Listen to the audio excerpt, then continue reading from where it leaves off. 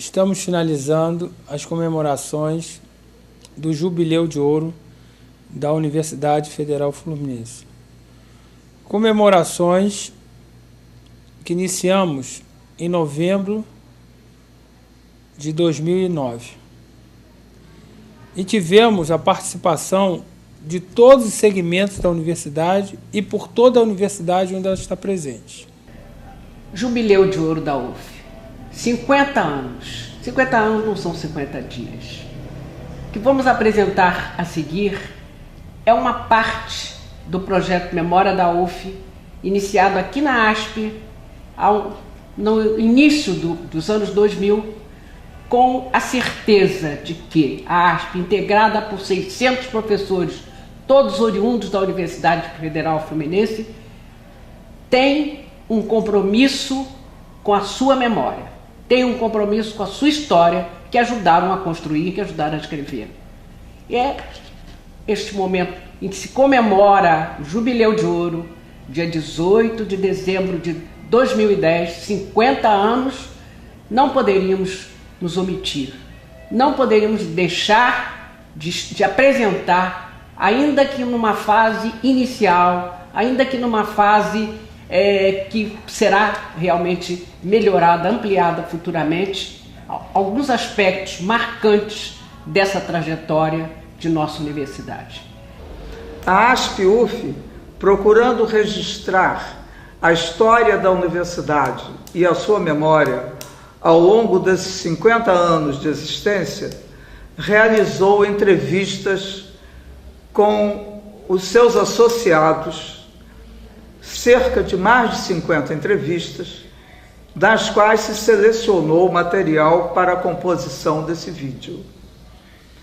Elegeu-se como categorias de análise a criação da universidade, sua estrutura, sua departamentalização, a criação do campus universitário, a institucionalização da pesquisa a partir da comissão chamada COMPEG e outros elementos que constituem hoje a Universidade Federal Fluminense. A Universidade Federal Fluminense, criada nos anos de 60, ela se integra, ela participa de um momento político de grandes mudanças e começa pela própria transferência da capital. O que isso significa para todos nós? Significa que Niterói, com seu papel político esvaziado, ele passa a ser então um cenário importantíssimo para a história acadêmica com a sua Universidade Federal. Diferente do que ocorre no Rio de Janeiro, porque no Rio de Janeiro já havia uma universidade com um grande prestígio, uma universidade que já havia transposto até os nossos limites geográficos. Então, essa universidade criada do outro lado da Guanabara, ela passa então a preencher esse vazio político e a transformar aos poucos a cidade de Niterói, capital política, numa capital acadêmica, numa cidade acadêmica. Isso tem ou não tem repercussão? Grande repercussão. E é isto que o nosso reitor, jovem, que não participou do início dessa história, mas em março de 2009 designa uma comissão para que esta comissão realmente possa dar o maior relevo a essa história tão rica, tão importante, que é a história da Universidade Federal Fluminense. E a ASP-UF, também pela sua responsabilidade com os seus integrantes, que são parte dessa história, apresenta este documentário. Então, o sentido maior desse documentário é recuperar uma parte importante da história da universidade, da história da cidade e da história da educação no Brasil. Espera-se que não fiquemos aqui. Isso é o início, é um primeiro produto. Espera-se outros produtos, espera-se um apoio maior, não só da ASP, mas também da própria universidade, para que se possa amanhã realmente ter um centro de memória da UF, em que todos esses documentos que estão sendo produzidos, que estão sendo recolhidos através da história oral, eles possam realmente vir a ser um norte para o futuro, já que, conhecendo o passado, sabemos do grande compromisso que nós temos com hoje e o amanhã. Hoje nós temos na universidade cerca de 50 transitam, fazem parte da universidade, cerca de 50 mil pessoas, 41 mil alunos, quase 3 mil professores e 4 mil servidores técnicos administrativos. É realmente um contingente importantíssimo numa cidade com 500 mil habitantes. Então é importante que a nossa cidade de Niterói, que hoje com certeza se orgulha de sua universidade, possa ter na sua história futura todos os detalhes, todos os pormenores destes momentos que foram da maior importância. Jubileu de Ouro, júbilo, alegria e compromisso. Isto é o que representa este documentário.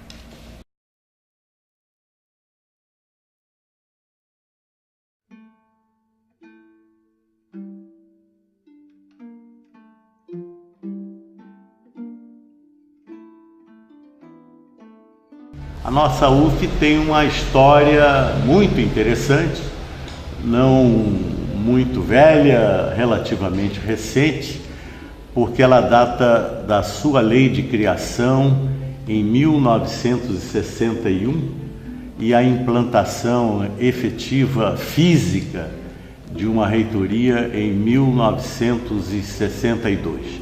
Nós inicialmente lutamos ainda para a criação de uma universidade estadual.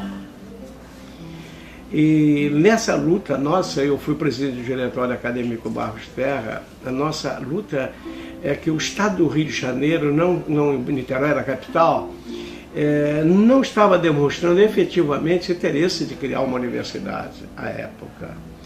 Então nós lutamos para já começar a conquistar espaço que permitisse a criação de uma universidade.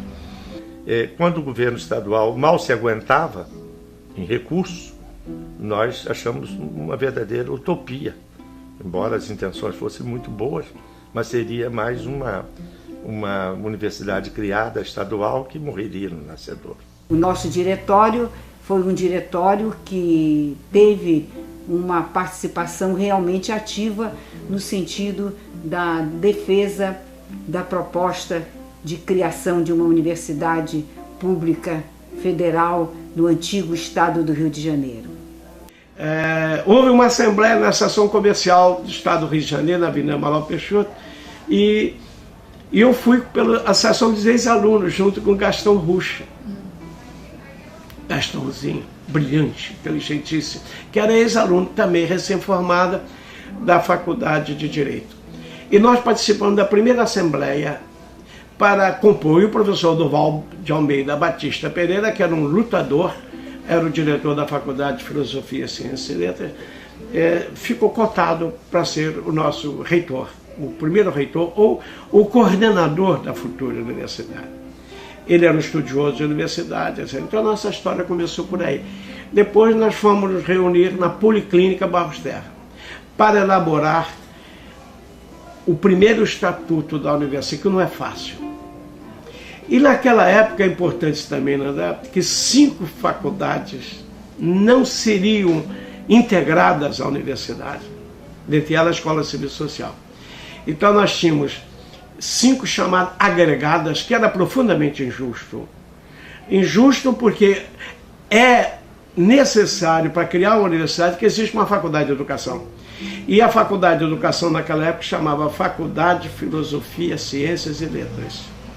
Então a Faculdade de Filosofia e Ciências, Escola de Civil Social, Escola de Enfermagem, a Faculdade de Ciências Econômicas, a Escola de Engenharia, tinham ficado fora. E Dona Violeta e nós nos reunimos lutando para que essas 5 faculdades também integrassem a criação da universidade que surgia, pela importância desse leque na economia, na engenharia, civil social, na enfermagem. Quer dizer, nós tínhamos razões para que essa universidade iniciasse completa.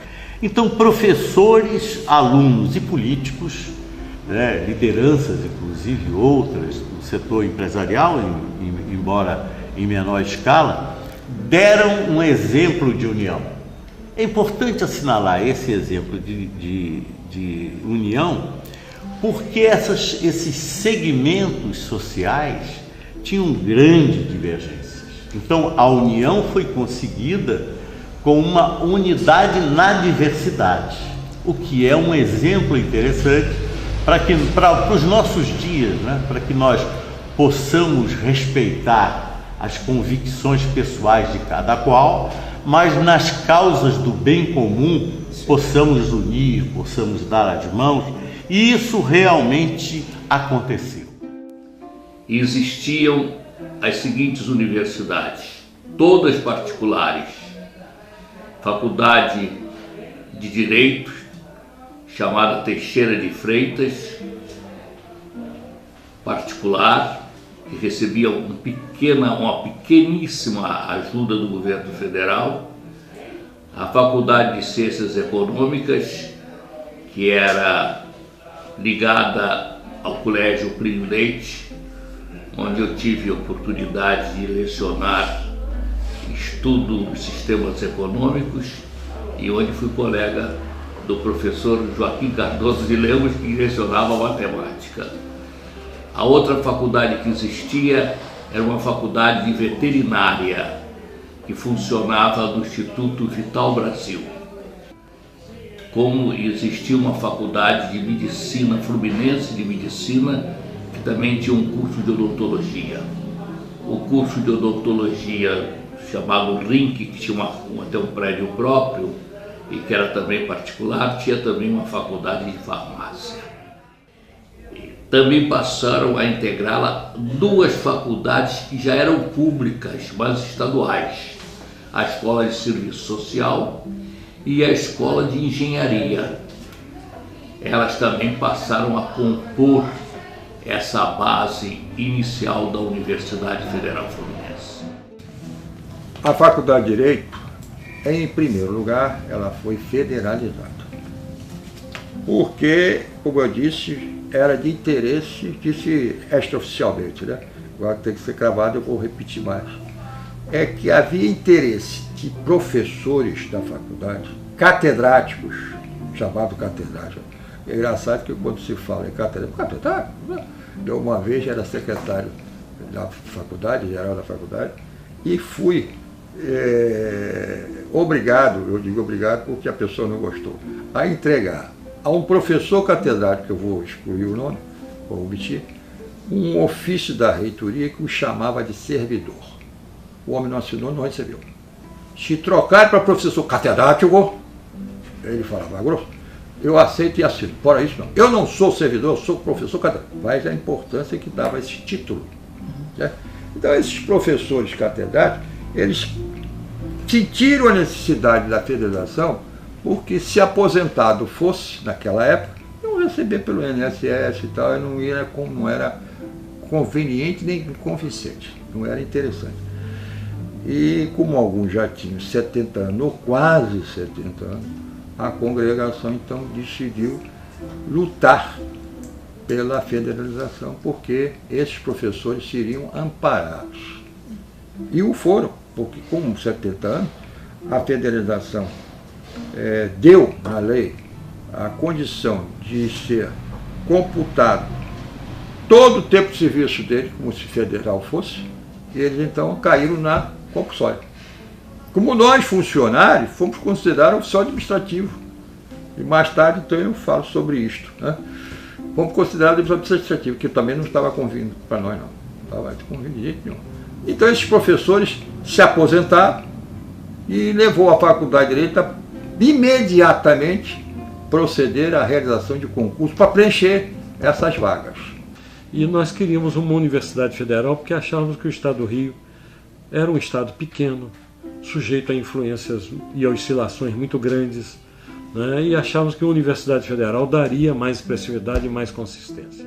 O professor Durval Batista Pereira trabalhou sempre pela filosofia para poder fazer uma universidade.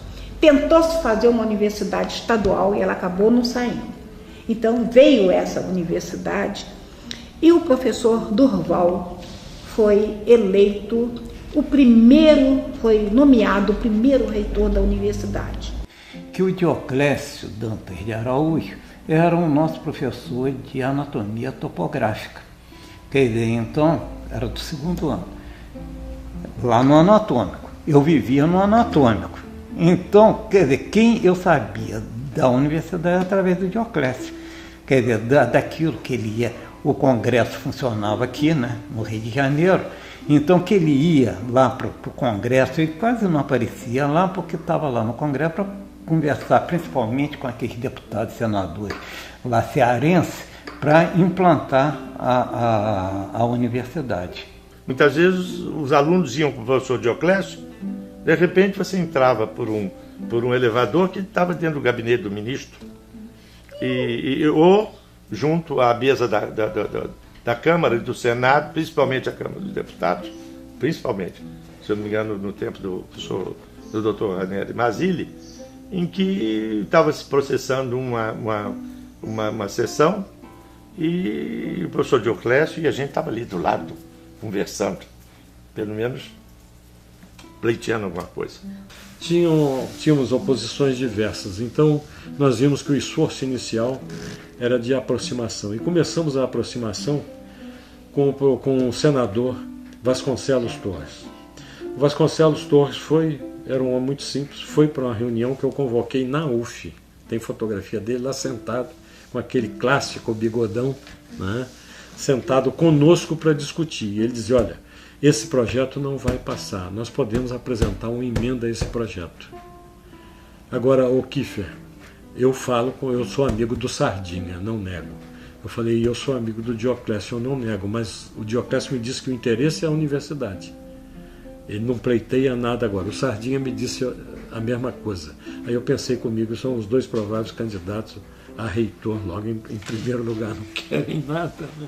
O presidente Juscelino foi muito sensível, inclusive esse projeto de mensagem foi encaminhado pessoalmente pelo deputado Vasconcelos Torres e foi aprovada a criação da universidade no recesso parlamentar, porque em março se daria o recesso parlamentar de 60, né? Final de mandato do presidente, que passaria o cargo em março de 61, e aí que veio essa universidade, a Universidade Federal Fluminense criada, juntamente, se eu não me engano, com Santa Maria e mais uma outra universidade do Nordeste. Só que houve aí um desentendimento, né, que acabou tirando o Dr. Durval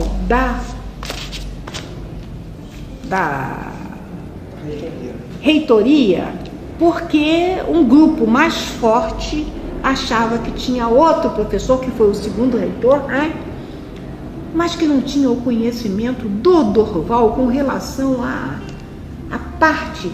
E ele entrou e eu acho que o início foi assim meio tumultuado.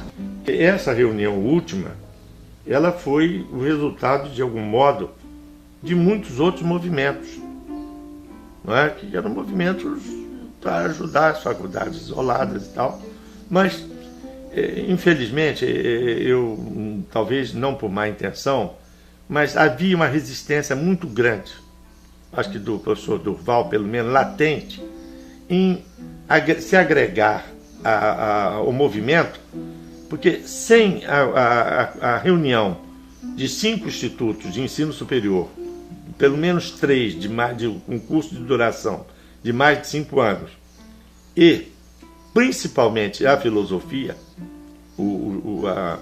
a Faculdade de Filosofia, que eu acho que isso obedecia à Lei Capanema, eu acho que da reforma do ensino, ou a Lei de Diretrizes e Bases, na realidade havia um escamoteamento muito grande e o país que era liderado pelo professor Durval.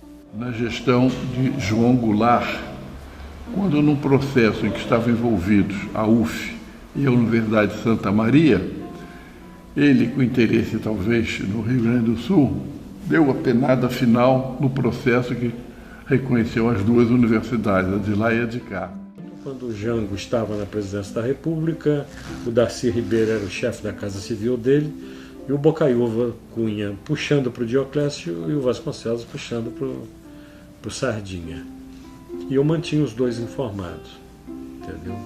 Até que o Bocaiúva Cunha me ligou um dia, devia ser meia-noite, falou: Kiffer, você tem a posição da sua bancada? Eu falei: que bancada? Eu falei: do PTB tenho. Entendeu? Como é que está? Nós estamos 5-4, 5 a favor do Dioclésio e 4. Você faz um favor para mim? Pega esse telefone e liga agora para o Gabinete Civil do Presidente da República, diz quem você é, que é o vice-líder da bancada.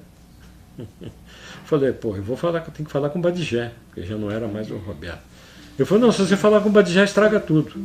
Porque o Badigé está com sardinha na mão, está preso aqui, entre Sardinha e o Dioclésio. E o Jango me disse: para onde a bancada atender, é onde eu vou me decidir. Então eu liguei. Era verdade. Falei: professor, quem está falando aqui é o deputado João Kiffer. Ah, sim, eu estava esperando um telefonema seu. Como é que é a história? Estadual, né? Estadual. Como é que é a história? O Bocaiúva me disse que o senhor era o líder. Eu falei: não, eu sou o vice-líder da bancada, mas nesse caso o vice-líder está com a maioria. Ele nem me perguntou qual era a maioria. É a favor de quem? Do Dioclésio Dantas. Então o ato vai sair publicado. Então, o Diário Oficial está esperando para isso. A mudança houve do Plínio Leite para o Liceu. E nós ficamos no Liceu lá uns 2 ou 3 anos. Aí quem era governador do estado era o Amaral Peixoto. E ele nos pediu para desocupar lá o Liceu que estava precisando, já era pequeno para o estado, né? Aí o professor Dioclésio, que era o reitor, ele autorizou a gente procurar um prédio para ser adquirido, né? Então, do diretório, professores, funcionários saíram procurando. Então, foi aí que encontramos aquela casa ali da Tiradentes. Eu ingressei na UF como aluno em 1961. Turma de 1961 a 1964. É a antiga Faculdade de Filosofia, Ciências e Letras, que era particular.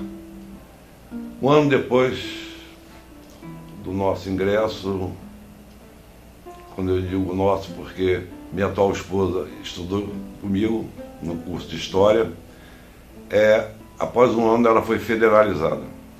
Foram várias faculdades isoladas que foram juntas, né, formaram a universidade, que foram federalizadas. Umas eram estaduais, outras eram particulares. Essas particulares normalmente pertenciam a alguma família, ele tinha todo um contexto, assim, uma cultura familiar, né? Então, isso era um dos problemas para a universidade ter uma identidade como universidade, porque cada um vinha com uma prática, né? Aquela prática, aquela cultura que tinha ali daquela faculdade. Nós começamos então a funcionar e tivemos, em face do que determinara o Conselho Nacional de Educação, de fazermos um estatuto absolutamente novo. E eu participei da comissão, o professor Durval Batista Pereira, eu me lembro bem da atuação dele, porque ele fez uma primeira minuta, mas a ideia central foi a que eu tive a oportunidade de patrocinar, que era a da organização dos centros universitários, 4 centros universitários. A princípio eu acho que o número até era maior, mas depois nós ficamos em 4 centros universitários, um que seria um centro de estudos gerais básico, um de ciências ligadas à saúde, outro ligados ao direito e ao conhecimento social e o quarto ligado à tecnologia. Na década de 60, a Faculdade de Medicina não tinha local de treinamento prático dos alunos. O Hospital Universitário Antônio Pedro não era ainda da UF, era municipal, e nós, na ocasião, em 1962, acadêmicos de medicina, invadimos o hospital para ter alguma coisa para treinar. Para se ter uma ideia, nós íamos ter aula prática no Rio de Janeiro, não tinha nem ponte. Era barcaça, não tinha nem catamarã. íamos no Povo Filho, onde eram muito mal alojados, enfermaria de paciente, 8 pacientes internados para toda a turma. Os 8 antes era diabético, então a gente sairia médico de diabético, por um exemplo. As aulas de anatomia patológica eram no Instituto Médico Legal, no centro do Rio também. Então, nós invadimos o hospital, não foi isso que determinou a passagem do hospital para a universidade. O que determinou foi que houve uma grande tragédia na nossa cidade de Niterói, que foi o incêndio do circo. Então começaram a chegar lá, foi meu batismo de fogo na profissão, queimadura. Dezenas de pessoas queimadas, uma loucura. Comoveu toda a nação, comoveu o mundo aqui. Então o Ministério da Saúde encampou o hospital e posteriormente o Ministério da Educação transformou em um hospital universitário e contemplou o antigo sonho da Faculdade de Medicina. Esse incêndio do circo aconteceu num domingo de muito calor e nós estávamos com a programação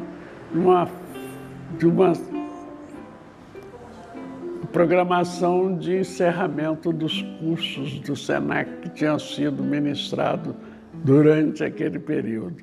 Quando foi a nossa surpresa, que estava previsto para ter início às 18 horas, com a convocação dos alunos para as 17 e ninguém chegou. E aí nós fomos tomar conhecimento do triste espetáculo do incêndio do circo. Destacamos todos os nossos alunos e pais e alunos para colaborar na recuperação desse pessoal que não pôde ser abrigado todo no Hospital Antônio Pedro e foi abrigado então no Caio Martins. Protegidos, muitos deles recebiam somente uma folha de bananeira para se deitar e tudo, enquanto as pessoas que estavam ligadas a nós, que estavam no grupo de socorro, fazíamos as plataformas para colocar os feridos e tudo isso. Uma coisa muito triste. Obrigou a abrir o Hospital Antônio Pedro, que até aquela época estava fechado, e superlotou todo o hospital, certo? A sorte é que estávamos com um governo que dispunha de algum recurso e também teve prestígio suficiente junto aos grupos militares para conseguir recursos financeiros para cuidar dos queimados que tinham sobrevivido, porque os mortos foram muitos, até hoje a gente não sabe exatamente quantas pessoas morreram. Quando estudante, o que eu me lembro assim, de mais importante foi que a nossa turma, que entrou em 62 e se formou em 67, teve uma participação muito importante na doação do Hospital Municipal Antônio Pedro para a universidade, quando se transformou em Hospital Universitário Antônio Pedro. E a nossa turma teve uma participação muito importante. Nós fomos às casas dos vereadores de Niterói à época. Eu estava, acredito, no 5º, 6º ano de medicina. Nós fomos à casa do vereador Nobel Gavazzoni, da vereadora Alexandrina Gonzaga de Oliveira e de vários outros vereadores para solicitar a eles que votassem a favor da doação do hospital. O pessoal incomodava. Teve uma vez que nós saímos aí de beca e de luto para que não ingressasse alunos na faculdade baseado num decreto-lei sem fazer vestibular. Essa questão da consolidação da UF, da Constituição, eu tenho a impressão que ela se deu realmente com mais força a partir da administração do professor Barreto Neto, quando a universidade antes estava sob intervenção, tinha até 66, teve intervenção do professor Jobim Bittencourt, se não me engano, ele foi interventor. E aí veio o professor Argemiro, que era vice, tomou posse como reitor. ficou até vir o professor Barreto Neto, que era médico, né, patologista, ligado à medicina em Antônio Pedro, e ele como reitor começou então a transformar a universidade. Mas teve reitores que se destacaram. Aí, um que eu acho que deu um movimento muito grande na universidade foi o Barreto Neto. O professor Barreto, quando assumiu a reitoria, ele vinha diretor de Hospital Antônio Pedro. Então ele, logo antes dele sair de diretor, ele arranjou uma sala, porque antes era ali na rua Coronel Machado, era era uma sala ou duas num segundo andar ou coisa assim, de um prédio até da Casa Camelo, que era uma casa de tecidos e tal. E o professor, como ele era diretor do hospital, estava deixando a direção para poder assumir a universidade, ele arranjou uma área física ali, ao lado do auditório, eram 2 salas. O gabinete dele, uma secretaria e mais uma tesouraria grudadinha ali no anfiteatro, que era uma portinha. E assim que surgiu. Ali é que a universidade cresceu e foram feitas novas propostas e foi criado, ele criou 11 cursos, inclusive de nutrição. O professor Barreto é que institucionalizou a universidade, né? Com ele eu tive todo o apoio. Ele era pesquisador. Pesquisador valoriza informação, não é? Nós fomos um dos pioneiros, eu não tenho dúvida. Encontramos muita resistência. Resistência daqueles tradicionais que eram donos de cátedras, se achavam senhores delas, só eles podiam admitir pessoas, só eles dominavam e tal. O catedrático era o senhor daquilo ali e só ele ditava regras. Então aquilo não se vascularizava, não evoluía como deveria evoluir. Mas o fato é que estávamos naquela época comentando-se, trabalhando-se em cima de uma coisa que o governo da época, que era um governo autoritário, impôs, veio de cima para baixo, que era a reforma universitária. A reforma universitária era uma coisa muito complicada.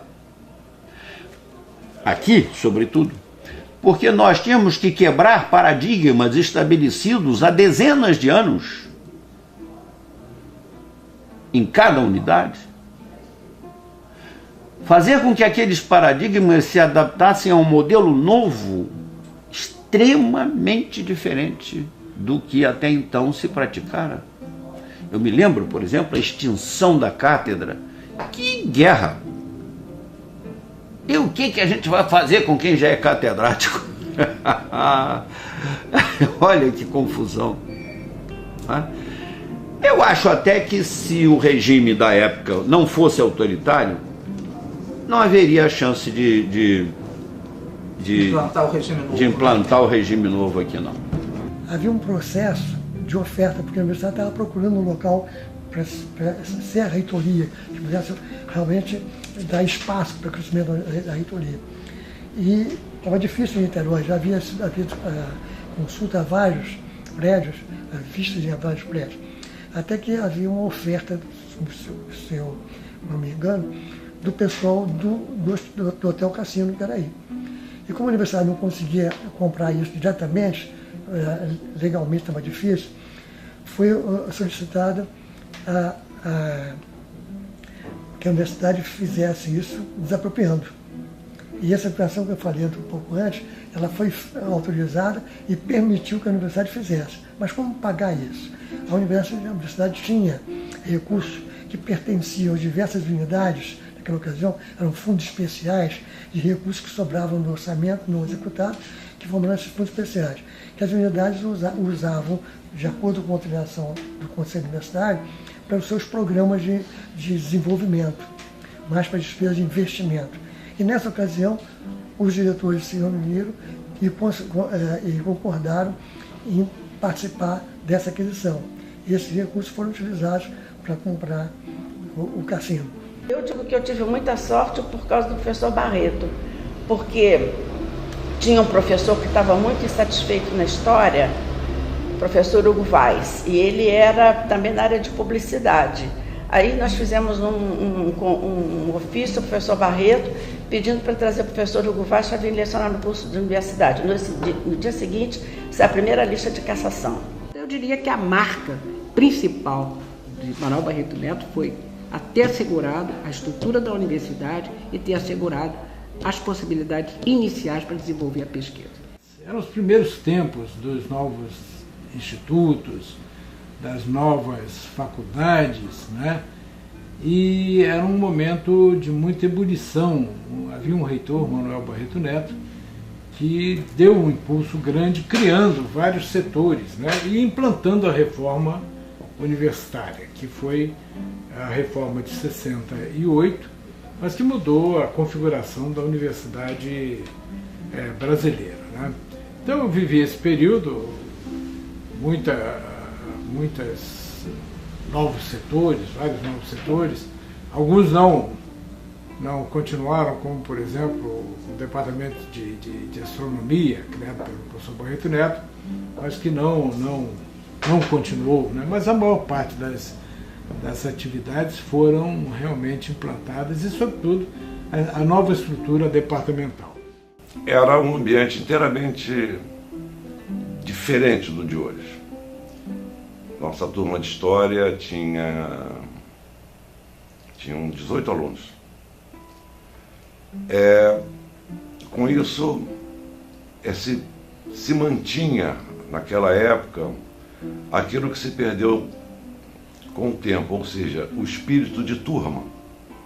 Não é? 18 companheiros, na realidade, 18 pessoas que se conheciam, não é? Que se conhecem hoje na rua. E tudo isso acabou dentro do sistema de crédito, onde as turmas não mais se constituem, as pessoas se formam com pessoas colam grau com alunos do mesmo curso, mas que nunca se viram às vezes. E em 68 houve uma grande reforma universitária no Brasil.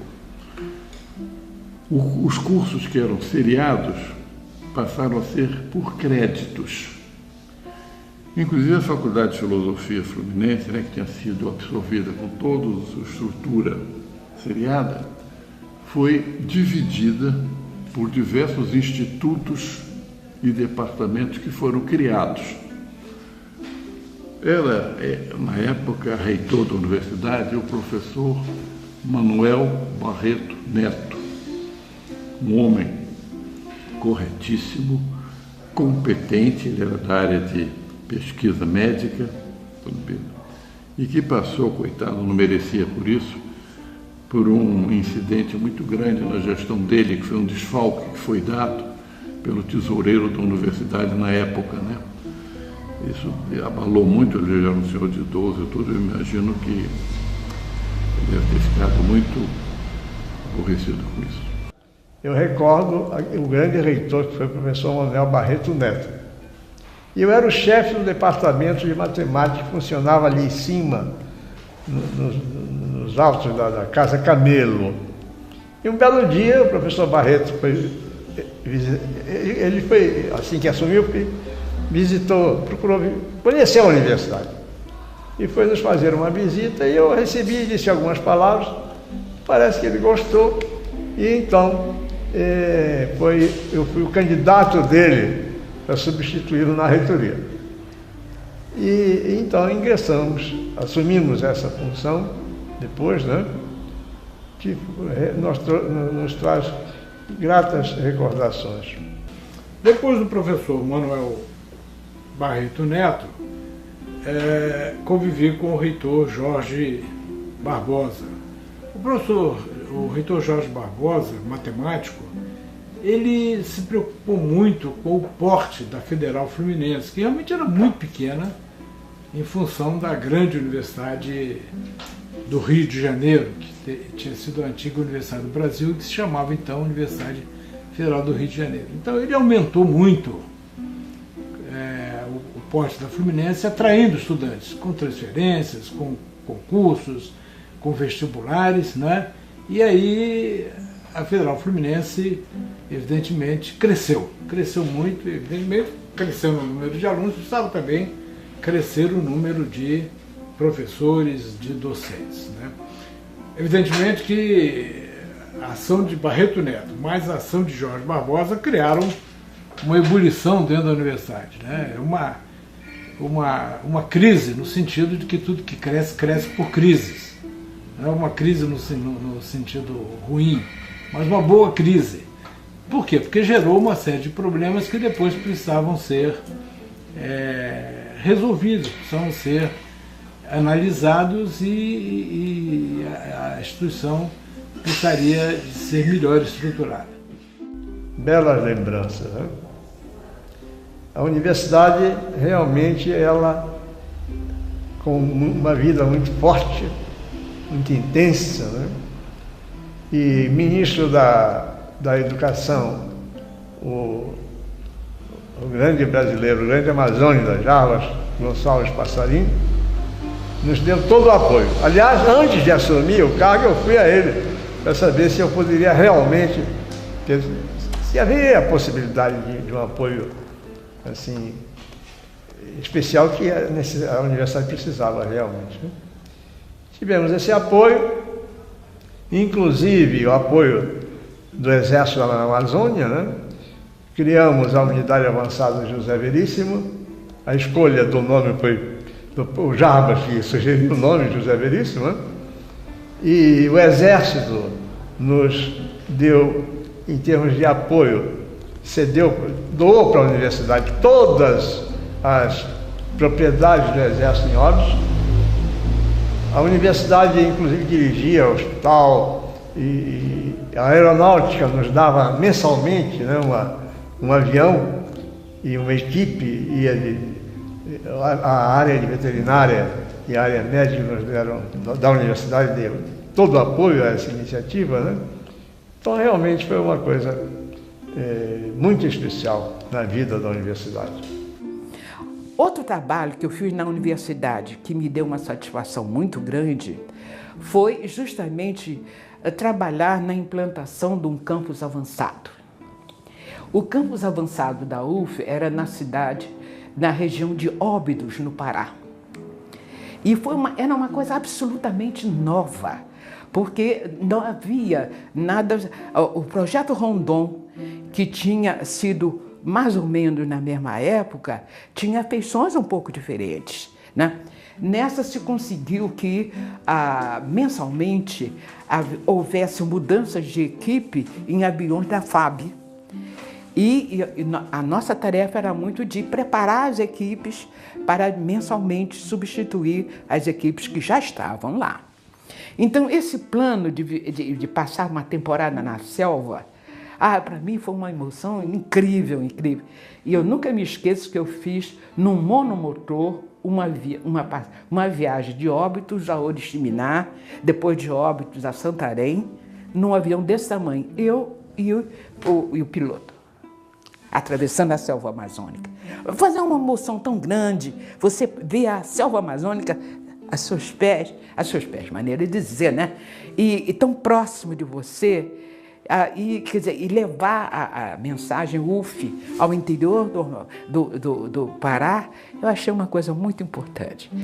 Citaria de forma muito enfática a ação do professor Jorge Barbosa no que diz respeito, por exemplo, à enorme luta para que a universidade se destacasse na concessão dos tempos de dedicação exclusiva, no regime de tempo integral e dedicação exclusiva, colocando a UF como pioneira, destacada nessa importante ação. Dentro do Departamento de Administração Escolar, eu considero que a implantação das disciplinas no computador, eu acho que foi um passo muito importante que a universidade deu. Registrar todas, fazer um catálogo, ir a todos os departamentos, ouvir a todos os responsáveis, ser capaz de dar nome e dimensão a cada uma. Realmente eu acho que foi um trabalho bastante longo que se fez. Jorge Emanuel tinha uma situação bastante complicada, complexa, porque ele era um coronel do Exército. Como tenente-coronel do Exército, né, como ele era, claro e lógico, vinculado ao status quo, ele era vinculado àquela situação política vigente. Era difícil a gente entender que ele era um grande pesquisador na área de matemática, que ele era um homem estudioso, não é? Que era um homem que produzia muito na área que ele se especializou, de lógica matemática, quer dizer, pensar a matemática da forma que eles pensaram, criou realmente grupos muito importantes. Do grupo dele sai, por exemplo, a Doris Ferraz, que vai trabalhar numa área que hoje é importantíssima, que é a área de inteligência artificial. Então a gente viu o seguinte, o que fez Jorge Emanuel Ferreira Barbosa? Primeiro, ele deu continuidade a esse esforço inicial para desenvolver a pesquisa.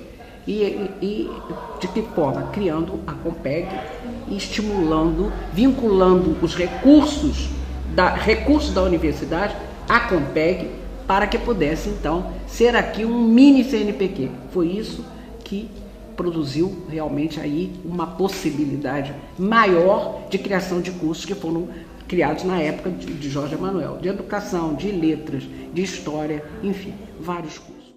Na UF não havia pesquisa institucionalizada. E essa foi a época do reitor Jorge Barbosa. Ele queria implantar justamente pesquisa em todas as unidades da UF. Em decorrência do programa de capacitação docente da universidade, esse programa nos permitiu indicar os nossos docentes para fazer cursos de pós-graduação ou no Brasil ou no exterior. Foi um período que a gente chamou de PGD, Plano Global de Capacitação Docente. O professor se afastava da UF, gozando de uma bolsa de estudos, de um quantitativo para amparo à pesquisa e com o seu salário integral. Em troca disso, ele assumia o compromisso de, quando retornar do curso, servir à universidade.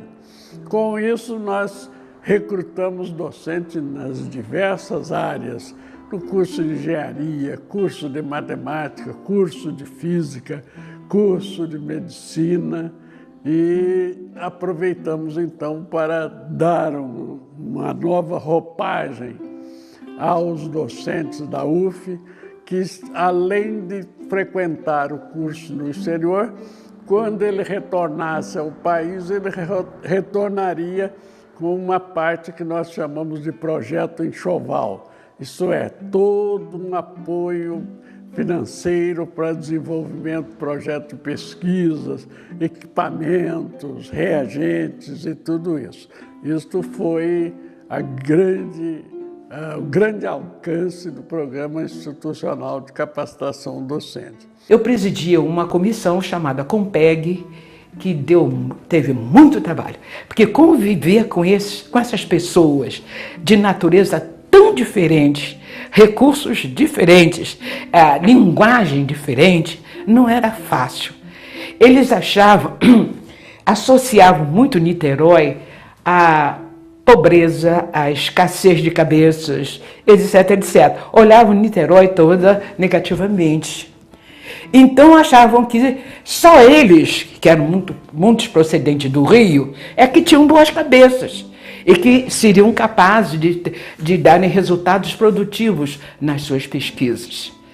Mas nós queríamos mostrar, eu fazia parte do grupo jovem, e queria mostrar que Niterói também tinha cabeças, né? E foi realmente um problema sério, mas proveitoso, e hoje a UF tem um papel importante no meio das outras universidades em termos de realização de pesquisas, graças à teimosia que começou nos anos 70. As outras ações desenvolvidas nessa época junto à universidade, elas se concentravam na estruturação, não é nem reestruturação, embora fosse uma reestruturação, mas uma estruturação da universidade sob o enfoque de uma instituição acadêmico-científica de nível superior, esse um grande ponto, e o outro numa enorme preocupação e luta diária para não subordinar a universidade a um regime de exceção que assim se colocava e que assim procurava intervir na vida da universidade. A seguir vem o professor Geraldo Sebastião Tavares Cardoso. Eu acho que aqui ele mereceria realmente que alguém da equipe dele viesse e pudesse falar um pouco do que foi a sua gestão. A sua gestão foi muito marcada por uma objetividade na normatização e na regularização da universidade. Foi um homem das normas, foi um homem realmente dos processos de, vamos dizer, de credenciamento dos diversos cursos, de regularização. Ele trabalhou muito nessa linha e isto fez com que ele ficasse com a sua imagem ligada a uma burocracia muito grande. Realmente ele era um burocrata, mas eu acredito que um burocrata no melhor sentido.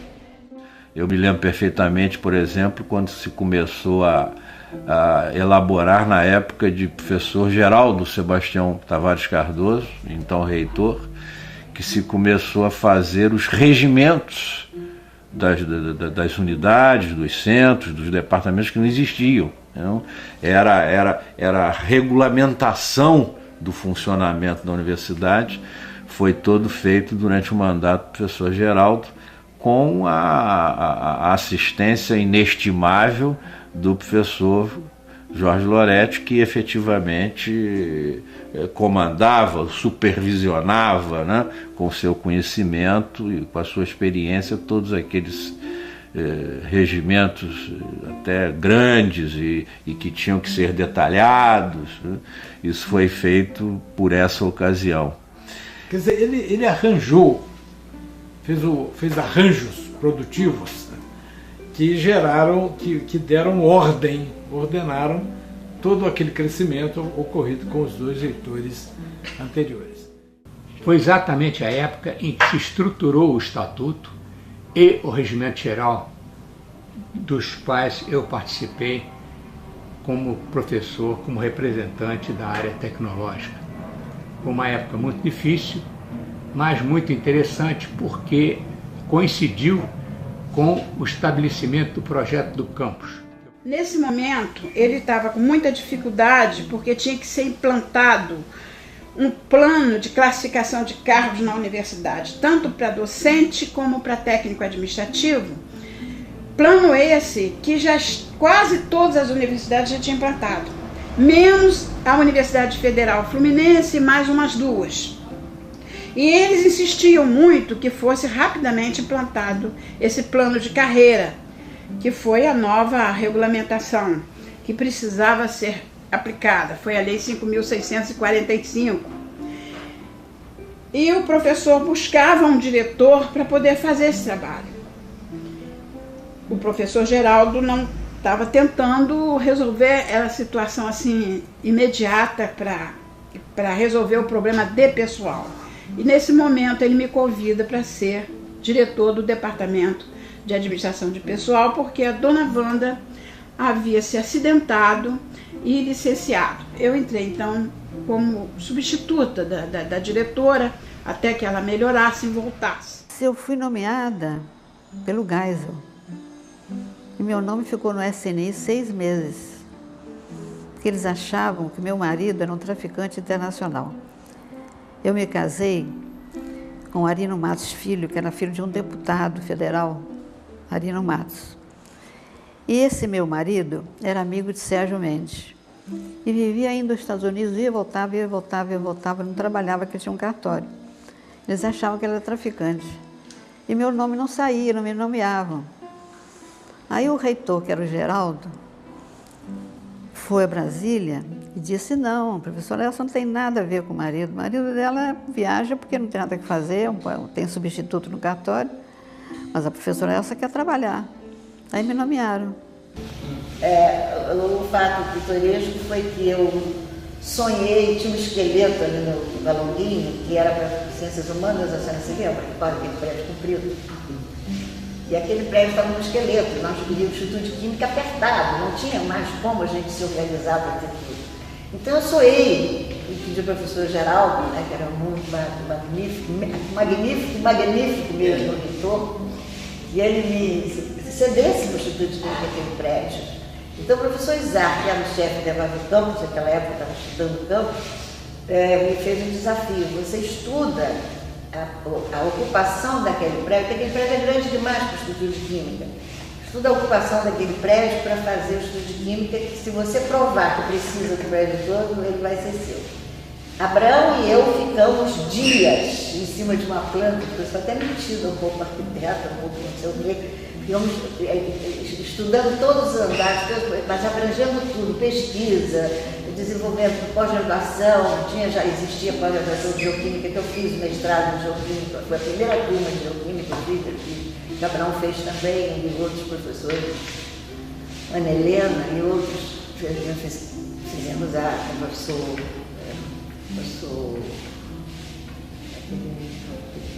tal que tomou a sala, bom, então fizemos precisava de salas para pós-graduação, precisava de laboratório de pesquisa, então nós planejamos e com critério nós realmente ocupamos o prédio todo na planta. E eu me lembro do dia que eu avisei o professor Geraldo e ele mandou o professor Joaquim lá. Joaquim sentou comigo, olhou a planta e disse, olha, se você vai ocupar o prédio todo, eu expliquei todos os andares para ele, o que ia ter, o que não ia ter. Ele disse, eu vou levar e vou estudar. Eu fiquei aguardando, mas eu estava muito esperançosa que a gente conseguisse aquilo, porque seriam, já que nós não vínhamos já para o campus, que pelo menos aquele prédio fosse satisfatório para nós desenvolvermos o Instituto de Química como nós queríamos desenvolver. E quando chegou no dia uma reunião na sala do conselho, que o professor Geraldo fez com todos os diretores de unidade, nessa altura eu era diretor de unidade do Instituto de Química, ele começou a distribuir os locais. Você vai para onde? Quando chegou na hora da química, ele falou assim, a química vai ficar com um prédio aqui ao lado, era um prédio de 4 andares do lado do prédio, lá no morro, aquele prédio lá no morro.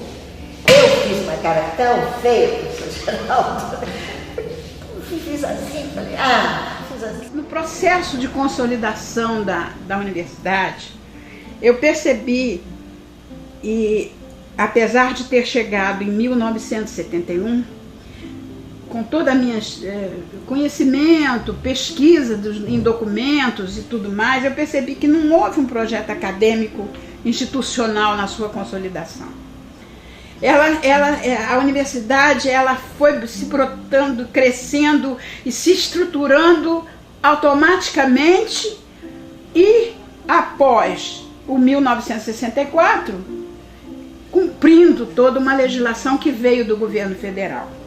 A consolidação da universidade ela foi natural porque cada momento, né, ou seja, cada gestão, o perfil, o estilo de cada um, né, trazia um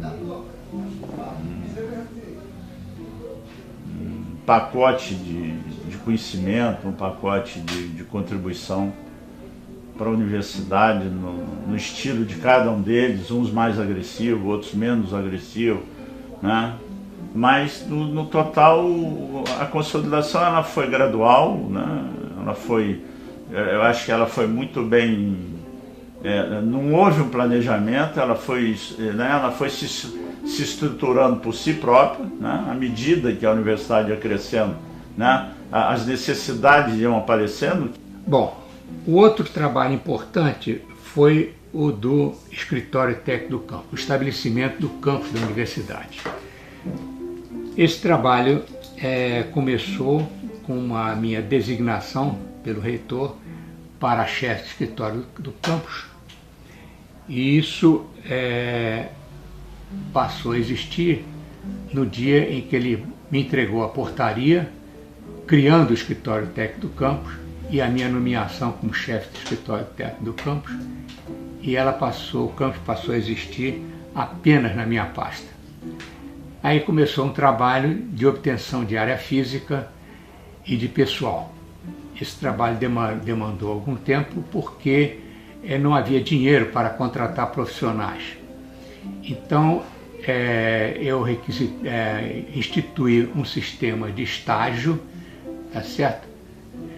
Junto ao escritório técnico do campus, e aí absorvemos alguns alunos de engenharia, quase formandos, e de arquitetura, para trabalharem conosco no desenvolvimento do projeto, ajudado evidentemente por alguns professores, inclusive o professor Carlos Augusto Soares da Cunha, que contribuiu bastante na organização e na estruturação do projeto. E com isso ela se estruturou, mas se estruturou dispersa dentro da cidade de Niterói, com várias unidades espalhadas, com unidades, assim, vamos dizer, com muita resistência, muito fortalecimento grupal, né, de grupos de medicina, engenharia, filosofia, farmácia. Então houve, nesse momento de consolidação, muita turbulência, muitos conflitos, muita discussão, mas todos para um objetivo comum, pela formação da sua universidade, né, pela constituição da sua universidade. O problema inicial do campus se caracterizou como uma luta entre dois conceitos. Um era o conceito de campus periférico, de campus integrado, que era o sistema principalmente americano, e o sistema de campus difuso, de campus urbano, que eu adotei e passei a defender por uma razão óbvia.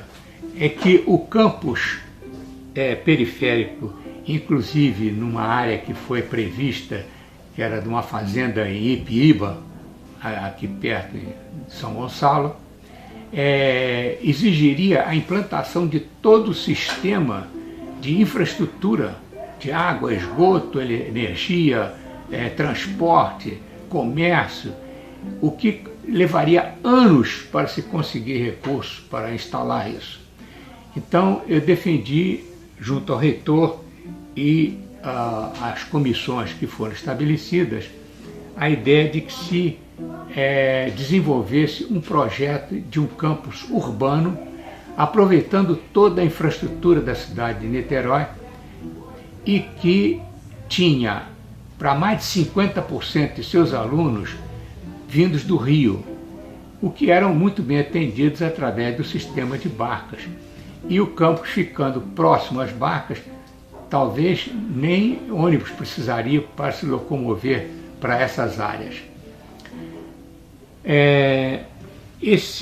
Essa ideia foi criando corpo e acabou sendo aprovada pelo Conselho Universitário a partir de um plano piloto que eu desenvolvi junto com os auxiliares do escritório técnico do campus.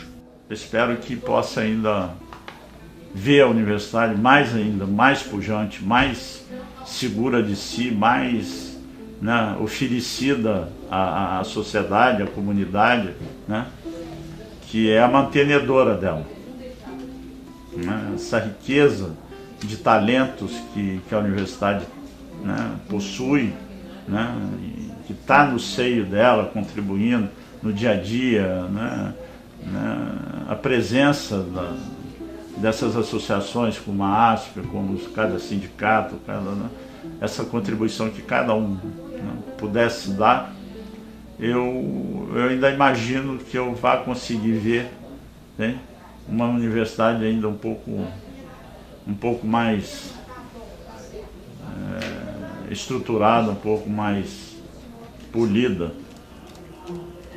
Quando eu entro na Faculdade de Direito, hoje está bem modificada, mas quando eu entro lá, eu me lembro dessa parte da minha vida, dos 17 até os 22 anos. E eu me lembro do nosso centro acadêmico Evaristo da Veiga, tantos líderes, hoje renomados juristas, como o Índio no Brasil, como Renato Garcia Justo, como o nosso...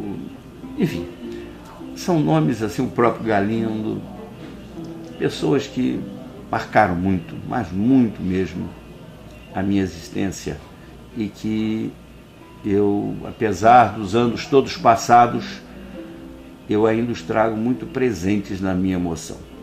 A universidade está precisando criar um centro de memória. Ela precisa ter um centro de memória. Uma instituição se credencia justamente pela sua história. Pela sua história. Quando uma instituição vai requerer apoios e mais verbas para o seu funcionamento, que credenciais ela pode apresentar? Justamente essas importantíssimas credenciais, a sua história. Mas acabamos de ouvir pessoas extremamente experientes que contribuíram muito para que a nossa universidade se tornasse a universidade que é no momento, que são vocês da ASP-UF. Quero realmente agradecer muito a todos vocês, porque cada um contribuiu positivamente, deu de si o que pôde para construir esta grande universidade. Peço a Deus, nesse momento, para que me dê força e sabedoria, para que eu possa conduzir, nesses próximos 4 anos, a Universidade Federal Fluminense, seguindo sempre os bons exemplos que são vocês. Muito obrigado. Aproveito a oportunidade para desejar a todos um Feliz Natal e um Ano Novo maravilhoso, cheio de realizações, com muita paz e muita saúde. Dou um até logo para vocês todos. Muito obrigado. Puestos están frente a frente, los dos valerosos campos. Uno es del rey Maluco, otro de Sebastiano el Lusitano.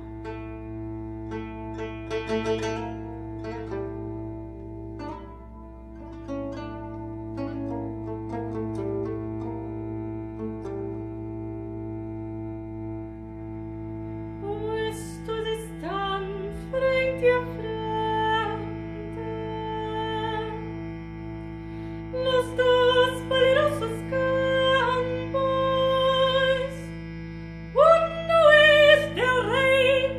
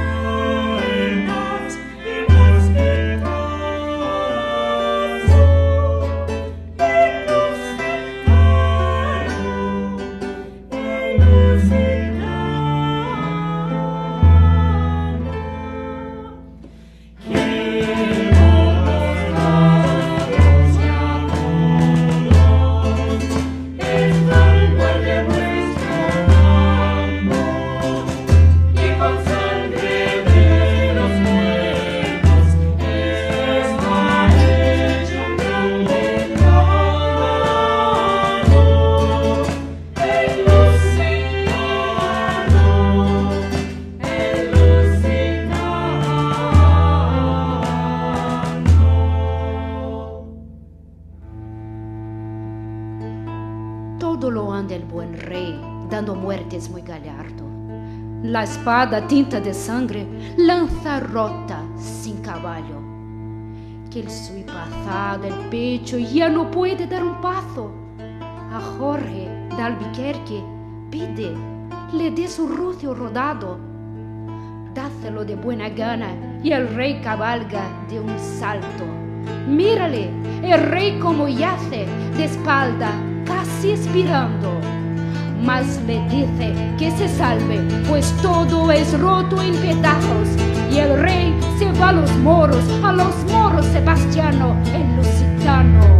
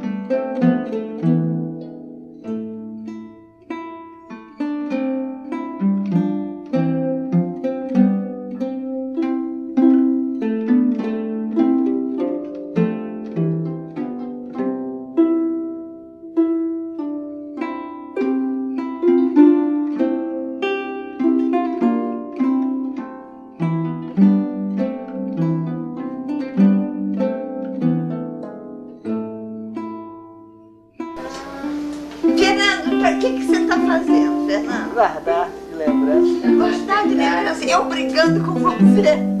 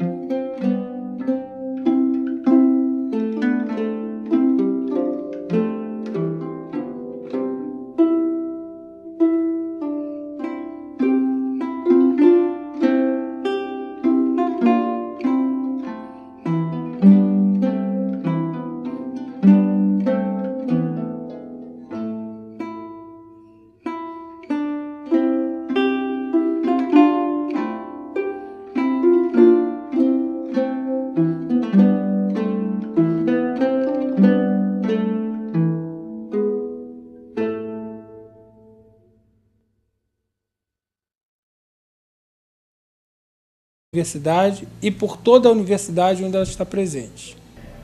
Jubileu de Ouro da UF. 50 anos. 50 anos não são 50 dias. O que vamos apresentar a seguir é uma parte do projeto Memória da UF, iniciado aqui na ASP no início dos anos 2000, com a certeza de que a ASP, integrada por 600 professores, todos oriundos da Universidade Federal Fluminense, tem um compromisso com a sua memória, tem um compromisso com a sua história, que ajudaram a construir, que ajudaram a escrever. E é este momento em que se comemora o Jubileu de Ouro, dia 18 de dezembro de 2010, 50 anos, não poderíamos nos omitir, não poderíamos deixar de apresentar, ainda que numa fase inicial, ainda que numa fase que será realmente melhorada, ampliada futuramente, alguns aspectos marcantes dessa trajetória de nossa universidade. A ASP-UF, procurando registrar a história da universidade e a sua memória ao longo desses 50 anos de existência, realizou entrevistas com os seus associados, cerca de mais de 50 entrevistas, das quais se selecionou material para a composição desse vídeo.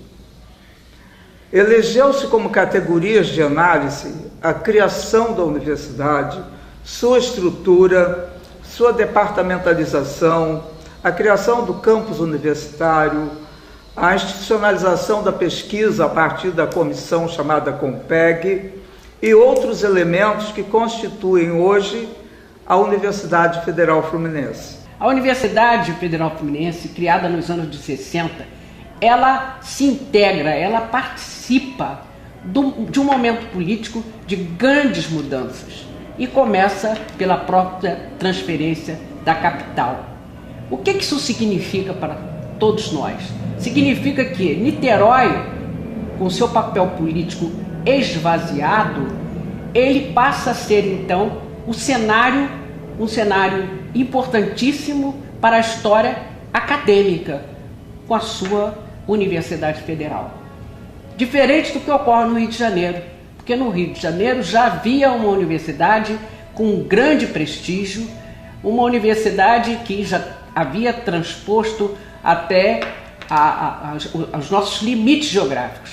Então, essa universidade criada do outro lado da Guanabara, ela passa então a preencher esse vazio político e a transformar aos poucos a cidade de Niterói, capital política, numa capital acadêmica, numa cidade acadêmica. Isso tem ou não tem repercussão? Grande repercussão. E é isto que o nosso reitor, jovem, que não participou do início dessa história, mas em março de 2009 designa uma comissão para que esta comissão realmente possa dar o maior relevo a essa história tão rica, tão importante, que é a história da Universidade Federal Fluminense. E a ASP-UF, também pela sua responsabilidade com os seus integrantes, que são parte dessa história, apresenta este documentário.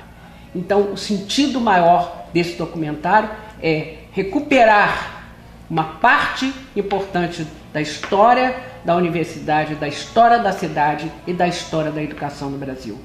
Espera-se que não fiquemos aqui. Isso é o início, é um primeiro produto. Espera-se outros produtos.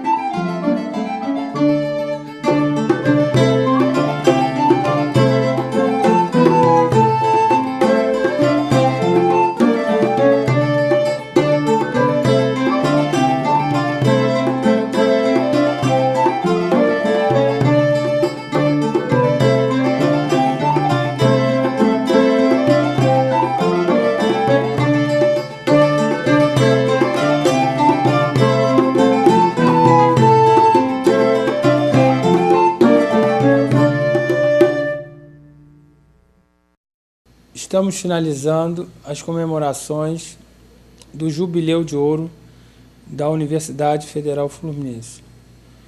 Comemorações que iniciamos em novembro de 2009. E tivemos a participação de todos os segmentos da universidade. Inicialmente, lutamos ainda para a criação de uma universidade estadual.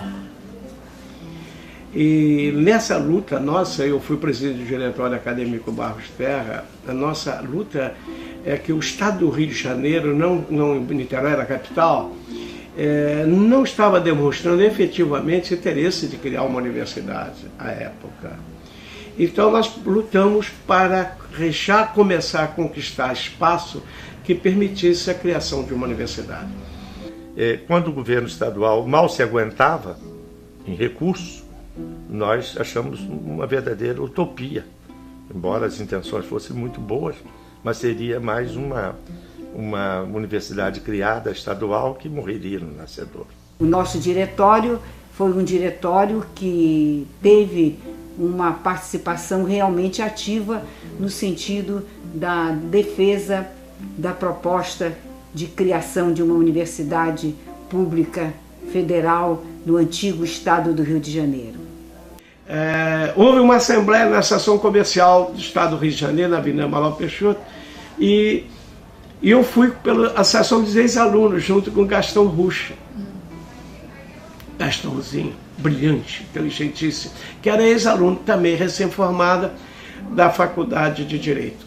E nós participamos da primeira assembleia para compor, e o professor Durval de Almeida Batista Pereira, que era um lutador, era o diretor da Faculdade de Filosofia, Ciência e Letras, ficou cotado para ser o nosso reitor, o primeiro reitor ou o coordenador da futura universidade.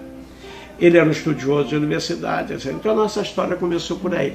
Depois nós fomos nos reunir na Policlínica Barros Terra para elaborar o primeiro estatuto da universidade, que não é fácil. E naquela época é importante também, né, que 5 faculdades não seriam integradas à universidade. Espera-se um apoio maior, não só da ASP, mas também da própria universidade, para que se possa amanhã realmente ter um centro de memória da UF, em que todos esses documentos que estão sendo produzidos, que estão sendo recolhidos através da história oral, eles possam realmente vir a ser um norte para o futuro, já que conhecendo o passado, sabemos do grande compromisso que nós temos com hoje e o amanhã. Hoje nós temos na universidade cerca de 50 transitam, fazem parte da universidade, cerca de 50 mil pessoas, 41 mil alunos, quase 3 mil professores e 4 mil servidores técnicos administrativos. É realmente um contingente importantíssimo numa cidade com 500 mil habitantes. Então é importante que a nossa cidade de Niterói, que hoje com certeza se orgulha de sua universidade, possa ter na sua história futura todos os detalhes, todos os pormenores destes momentos que foram da maior importância. Jubileu de Ouro, júbilo, alegria e compromisso. Isto é o que representa este documentário.